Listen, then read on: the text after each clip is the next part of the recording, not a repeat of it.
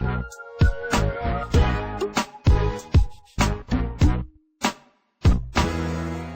Stony Brook Seawolves hit the road to take on in-state FBS opponent Buffalo on ESPN3.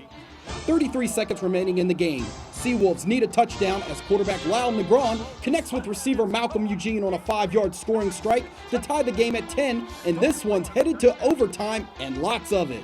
Second overtime after a Buffalo touchdown. Stony Brook needing a score to keep this one going. Negron finds Eugene again, this time from 10 yards away, and the Seawolves are still alive with the score knotted at 20. Fifth overtime, still tied at 20. Stony Brook with the ball first as Nick Ferrara nails his third field goal of the game to give the Seawolves a 23-20 lead.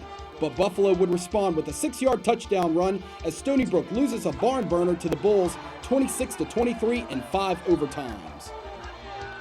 The Delaware Blue Hens looking to go 3-0 as they hit the road to take on the FBS foe Navy on CBS Sports Network.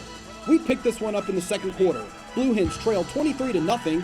Quarterback Trent Hurley finds tight end Ryan Cobb for a 17-yard touchdown catch as the Blue Hens cut into the Navy lead before the half. But the midshipmen would pull away in the second half for a 51-7 victory to drop Delaware to 2-1 on the season. The Richmond Spiders traveling back down to North Carolina to take on Gardner-Webb on ESPN3. Late in the second quarter, tied at 3. Gardner-Webb threatening, but Richmond's David Jones comes away with the interception for the Spiders as they go into the half trailing 6-3. Now late in the fourth, Spiders down 9-3. The offense comes alive as quarterback Michael Strauss connects with his tight end Sam Roller for the touchdown. With the extra point, the Spiders take a 10-9 lead. After a Gardner-Webb field goal, Spiders would have one last shot as Brandon Jordy's 43-yard field goal attempt would fall short as time expires, and Richmond falls on the road 12-10. The UAlbany Great Danes open up Bob Ford Field with their first ever CAA football game, playing host to the Rhode Island Rams to begin Comcast Sportsnet's 2013 CAA football coverage. We picked this game up late in the second quarter. Rams up 3-0 as Rhode Island quarterback Bob Benson finds his target Ross Kim, who makes a terrific catch for a 21-yard gain into Great Dane territory. Next play, Benson gets it to Bobby Jackson on the screen, who makes a defender miss and races for 25 yards to the Great Dane 25-yard line. This would set up a 36-yard field goal for Dylan Smith, and he knocks it through to give the Rams a 6-0 lead at the half. Third quarter, UAlbany's Cameron Lewis back to receive the punt, but he drops it, and the Rams' Clay Kroom is there for the recovery. Rhodey would take advantage of the turnover as Benson plunges into the end zone from 3 yards out on the quarterback draw to extend the Rams' advantage to 13. UAlbany would respond on its next drive as quarterback Will Fiacchi connects with Jake Meek for 25 yards to the Rhode Island 10.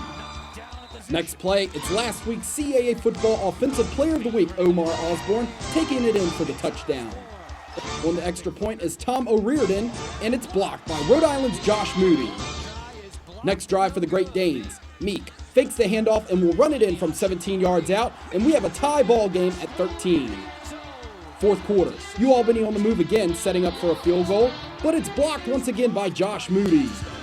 Late in the fourth, Fiacchi looking across the middle, and he's picked off by Doug Johnson, putting the Rams in position to win the game. Smith out for a 33-yard field goal attempt, but it's wide left, and this game will have to be settled in overtime.